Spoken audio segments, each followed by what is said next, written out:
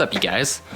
So today is Easter, April 12th, and Hinder and I just got back from going for a nice little drive, saw some family, and just really kind of tried to get her out of the house and go for a drive.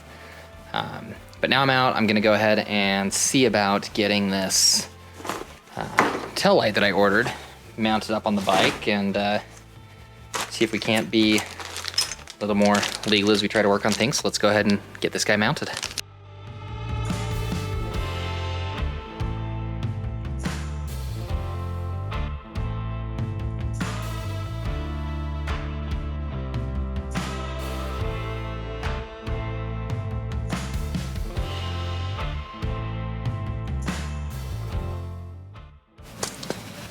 So it's not the ultimate end solution that I'll stick with long term, but for now it will, it is gonna work.